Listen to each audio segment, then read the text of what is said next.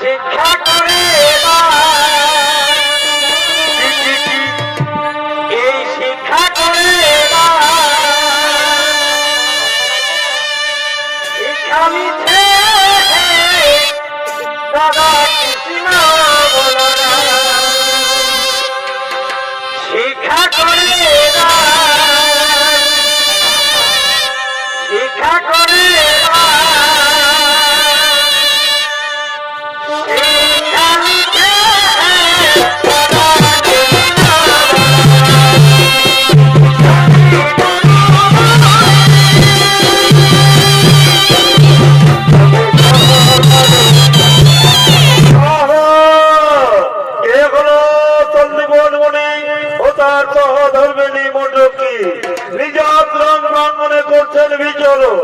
আর এই আলোকিত ভাষিত রঙ্গমঞ্চে নৃত্য অভিনয় করে দেখাবেন এরা হলেন নৃত্যশিল্পী সুশান্ত মাহাতো ও মঙ্গল মাহাতো।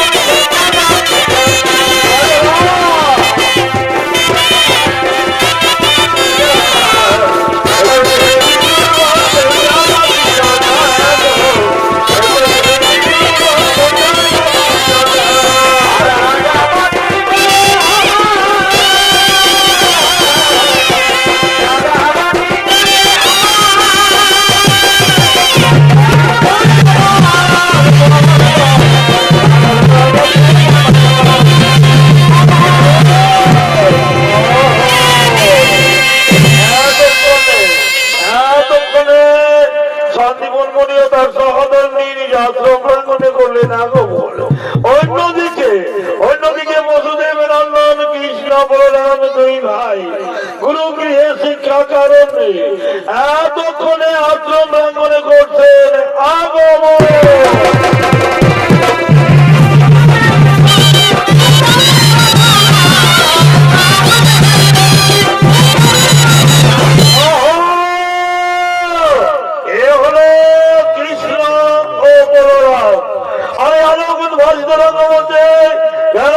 নৃত্য অভিনয় করবেন এরা হলেন দুই তরুণ নৃত্যশিল্পী পার্থ সিং সর্দার ও মুকেশ সৈনী।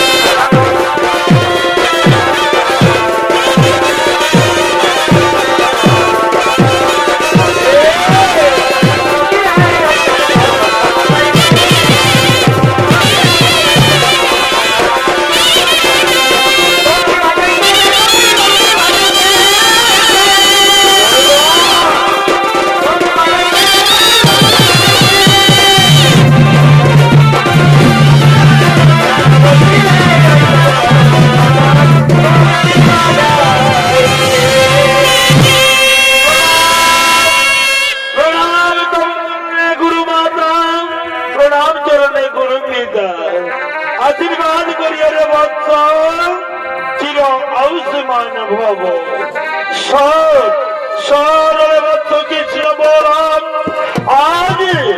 আজ গুরু গৃহে তোদের শিক্ষাদান শেষ হয়ে গেছে। এবার তোরা মনের আনন্দে বাড়ি ফিরে যা। তবে একটা কথা মনে রাখি, আমি যে শিক্ষা তোমাদেরকে প্রদান করেছি, এই শিক্ষা যেন কোনোদিন অমর্যাদা করিস না।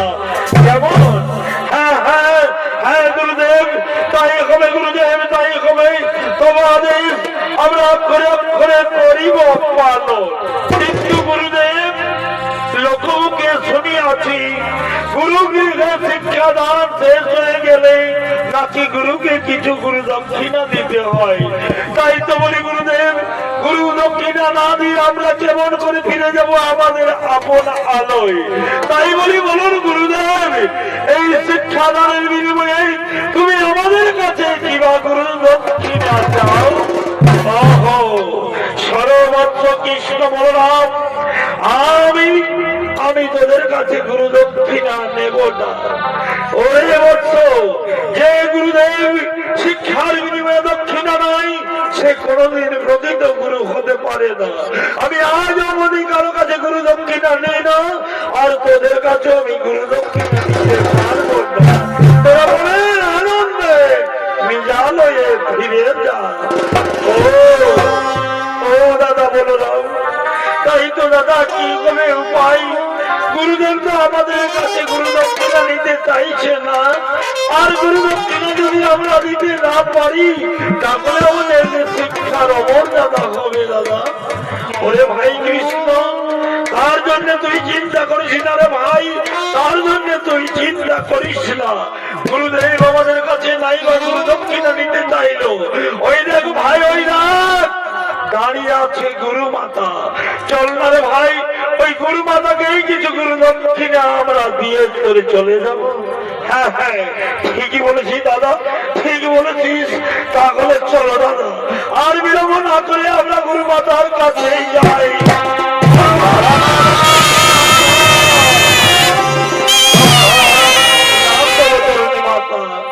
আশীর্বাদ করিয়ে রে বৎস, দীর্ঘ জীবী হও। ওরে বৎস কৃষ্ণ বলো না, বলো বাবা, কেন তোরা এলি আমার কাছে? মা গো, গুরুদেব আমাদেরকে বললো গুরু গৃহে শিক্ষাদান আমাদের শেষ হয়ে গেছে মা। তাই তো বলি, এবার আমরা মনের আনন্দে বাড়ি ফিরে যাব। কিন্তু মা গো, এই গুরু দক্ষিণা না দিয়ে আমরা কেমন করে ফিরে যাব আমাদের আপন আলোয়? গুরুদেব আমাদের কাছে কোনো গুরু দক্ষিণাই নিতে চাইছে না মা। তাই বলি, বলো মাতা, কিবা গুরু দক্ষিণা তুমি চাও আমাদের কাছে? কৃষ্ণ বলো না, ওই বাবা, তোরা গুরু দক্ষিণা দিতে চাইছে আমার কাছে। শোন বাবা, পারবে না, পারবি না, তোরা দিতে পারবি না গুরু দক্ষিণা। তাই বলি, ওরে বাচ্চা, তোরা আর বিলম্ব না করে তোরা মনের আনন্দে নিজ বাড়িতে ফিরে যা বাবা। তোদের আত্মীয় স্বজন বহুদিন ধরে তোদের অপেক্ষায় পথে বসে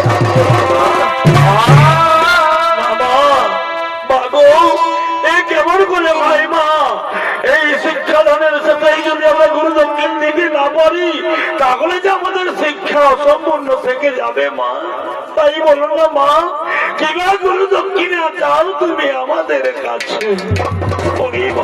কৃষ্ণ বলো না, তোরা যদি গুরু দক্ষিণা দিতেই চাস, তাহলে তোরা কি পারবি বাবা? পারবি না, পারবি না তোরা দিতে গুরু দক্ষিণা।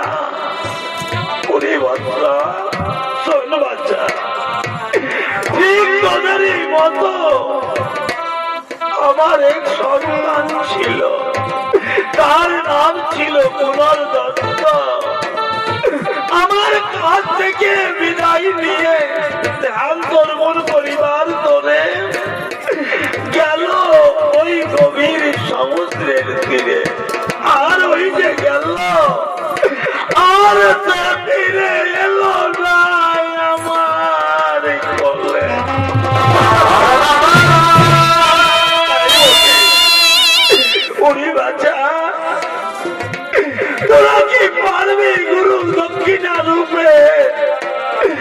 ফিরিয়ে দিতে চাই হারিয়ে যাওয়া সন্তান পুনর্দন্তকে এই হতভাগী মায়ের কোলে। মা গো, তার জন্য তুমি চিন্তা করো না মা। আমরা তোমার মনের আশা অবশ্যই করবো পূরণ মা। আমি বসুদেব নন্দন শ্রীকৃষ্ণ আজ তোমার চরণ তলে প্রতিজ্ঞা করে বলছি মা, যেখানেই থাকুক তোমার হারিয়ে যাওয়া সন্তান তাকে দেব মা তোমার কোলে। সেটাই হবে আমাদের গুরু। চলো মা, ওই আশ্রম প্রাঙ্গনে গিয়ে ওই কুটিরের মাঝে আমাদেরকে কিছু সেবা করিয়ে দেবে মা। ওই কুটিরে সেবা করিয়ে পরে আমরা ছুটে ছুটে চলে যাব তোমার হারিয়ে যাওয়ার সন্তান পুনর্দত্তের সন্তানে।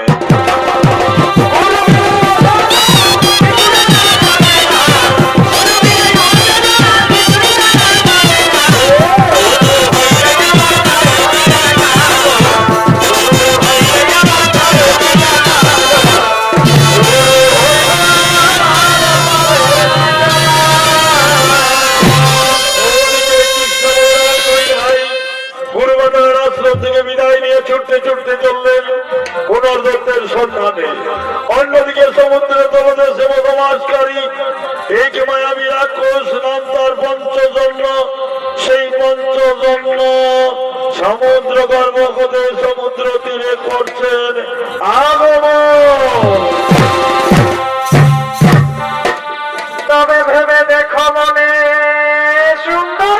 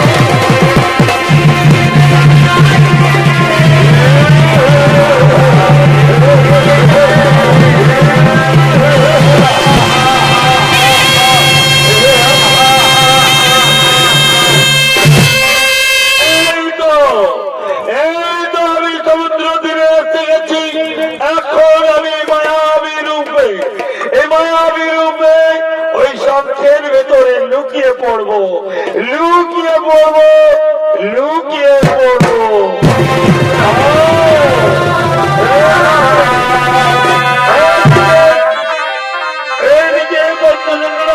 মায়াবী রূপে শঙ্খের ভেতরে লুকিয়ে পড়লো। অন্যদিকে কৃষ্ণ বলরাম দুই ভাই পুনর্জন্মের সন্ধানে সমুদ্র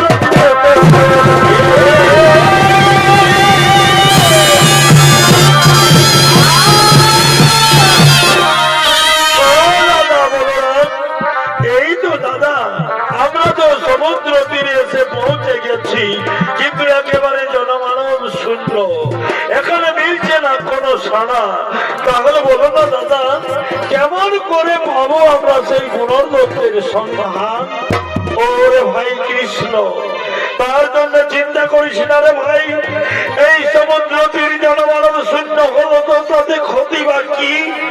ওরে ভাই, আমরা এখন ওই সমুদ্র দেবকে করিব স্মরণ, নিশ্চয়ই আমাদের ডাকে সাড়া দেবে ওই সমুদ্র, আর আমরা তার কাছ থেকেই জেনে নেব সেই মণিপুত্রের সন্ধান।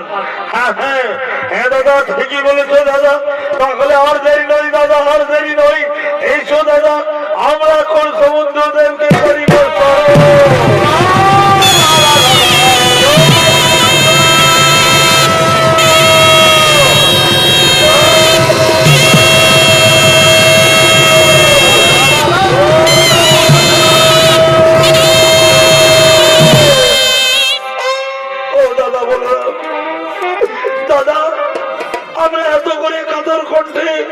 সমুদ্রকে করলাম স্মরণ, তবু তো আমাদের আগে সমুদ্র দিল না সারা। তাহলে বলে না দাদা, এখন কি হবে উপায়? ওরে ভাই কৃষ্ণ, তার জন্য করিস না চিন্তা, আমাদের কাতর স্মরণ ওই সমুদ্রদেব আমাদের নাই বাঁধিল দর্শন। ওরে ভাই, তোর হাতে রয়েছে তীক্ষ্ণ বাণ, ওই তীক্ষ্ণ বাণ মেরে এই সমুদ্রের জলরাশিকে একেবারে শুকিয়ে ফেল। সঙ্গে সঙ্গে সমুদ্রদেব অবশ্যই করে প্রকট আমাদের দেবে দেখা। হ্যাঁ হ্যাঁ, ঠিকই বলেছো দাদা, ঠিকই বলেছো।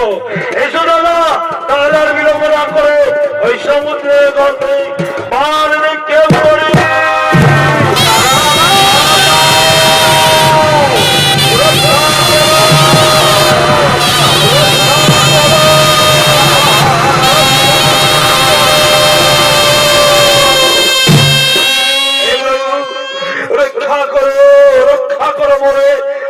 সৃষ্টি বুঝি যাবে রসাতলে, প্রভু সৃষ্টি বুঝি যাবে রসাতলে।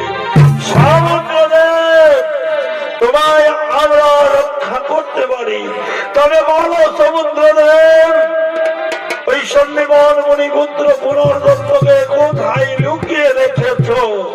হে প্রভু, হে প্রভু, একই কথা শোনালে প্রভু, আমি তো ওই মণিপুত্রে কোনদিন চরণ নয়নে দেখি না প্রভু, কেমন তার রূপ আমি তো জীবনে কোনদিন খেলি না প্রভু। ওই মণিপুত্র পুনর্দত্ত মাতৃগণ শূন্য করে মায়ের কাছ থেকে বিদায় নিয়ে এসেছিল সমুদ্র তীরে ধ্যান তর্পণ করিবার করে। ওই যে এলো আর ফিরে গেল না মায়ের কোলে।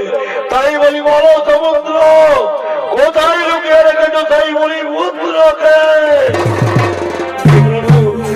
প্রভু, আমি তারে লুকিয়ে রাখিনি প্রভু, তবে একটা কথা, আমার এই সমুদ্র গর্ভ মাঝে একই বিশাল মায়া বিরাজ কোষ করে বসবাস, মাঝে মধ্যে মায়ারূপে সমুদ্র তীরে এসে ধ্যান তন্মত মুনি ঋষিদের করিয়া ভক্ষণ আমার মায়ারূপে লুকিয়ে পড়ে এক শঙ্খের ভেতরে।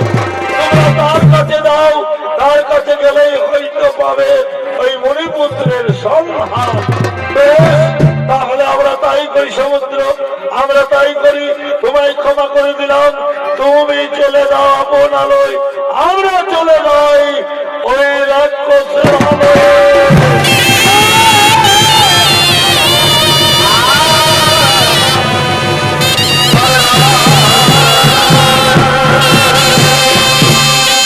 দাদা, এই তো দাদা, আমরা তো সমুদ্র গর্ভে পৌঁছে গেছি, কিন্তু এখানেও তো একেবারে জনমানব শূন্য, কারো হেরি না নয়ন মাঝে। তাহলে কি হবে উপায় দাদা? বলো না দাদা কি হবে উপায়? ওরে ভাই এই সমুদ্রের পথ বড়ই দুর্গম রে ভাই, সাবধানে চলাফেরা করতে হবে, নাইলে নিমেষের মধ্যে হয়তো ঘটিতে পারে বিপদ। ওরে ভাই কৃষ্ণ, তুই পথ দিয়ে খুঁজতে খুঁজতে যা, আর আমি এই পথ দিয়ে খুঁজতে খুঁজতে চলে যাব, নিশ্চয়ই পাবো ওই পঞ্চতন্ত্র রাক্ষসের আলোয়, আর তার কাছ থেকে জেনে নেব ওই মুনিপুত্রের সন্ধান। হ্যাঁ হ্যাঁ, তাহলে তাই করো দাদা, তাই করো।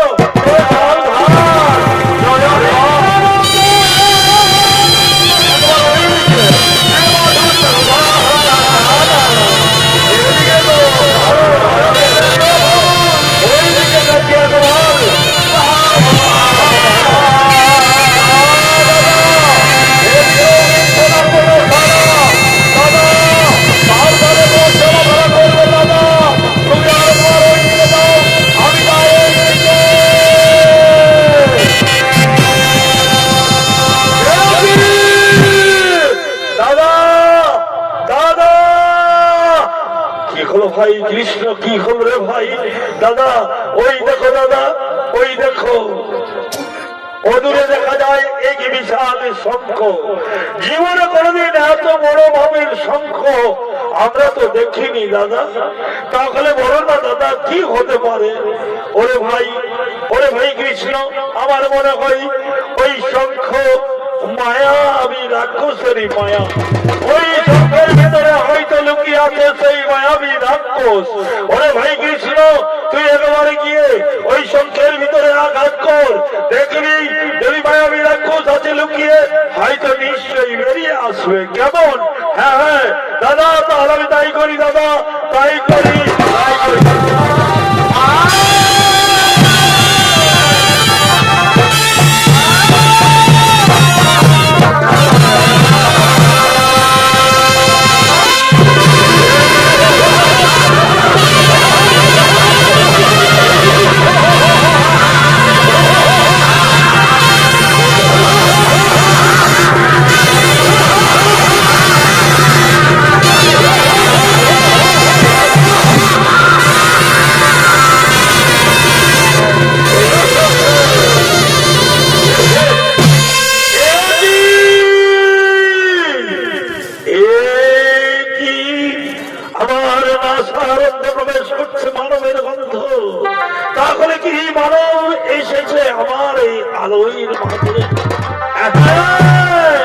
তাহলে একবার দেখি দেখি দেখি, ওরে বলো, যার জন্য আমাকে ছুটে যেতে হয় সমুদ্রের তলদে, সমুদ্রের তীরে, সে আহার আজ আমার চোখের সামনে।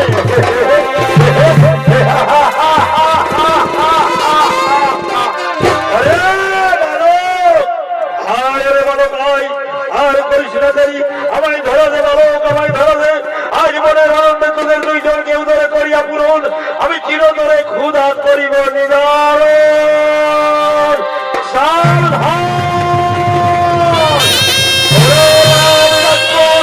তুই আমাদের খেয়ে ফেলবি তাই না? এত তো সহজ। আয় আয় রাক্ষস, আয় দেখি।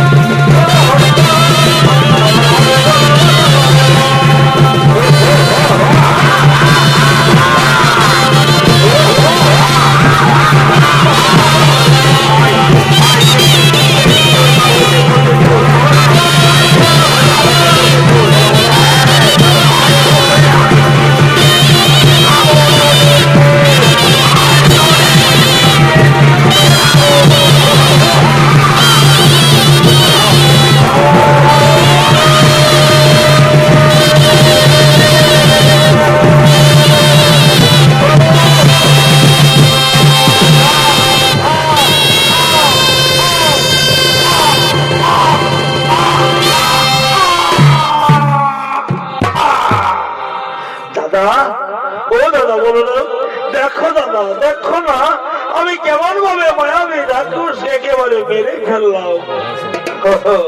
ওরে ভাই কৃষ্ণ, তা তুই কি করেছিস ভাই? দাদা দাদা, তুই একবার রাক্ষসের বক্ষ চিরে দেখো না দাদা, আমাদের মণিপুরের কোন অস্থি পাওয়া যায় কিনা? হ্যাঁ হ্যাঁ, ঠিকই বলেছেন ভাই, আমি তাহলে তাই করি, ওই রাক্ষসের পেট চিরে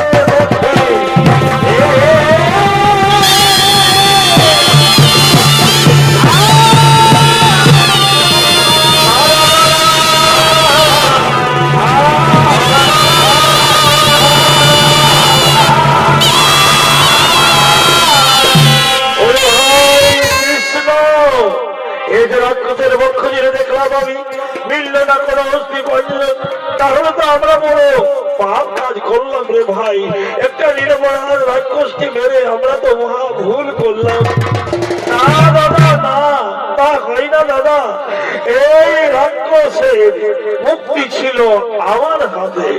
তাহলে চলো দাদা, এখন বড়দের সম্মান করিবার ধরে বলো না দাদা, এখন আমরা করি কি উপায়? ওরে ভাই কৃষ্ণ, ওরে ভাই কৃষ্ণ, এই মানুষ মারা গেলে তার শেষ ঠিকানা হয়ে জমা হয়ে যমরাজের কাছে। তাই বলি চলো ভাই, এখন আর বিলম্ব না করে আমরা ছুটতে ছুটতে চলে যাব ওই জমা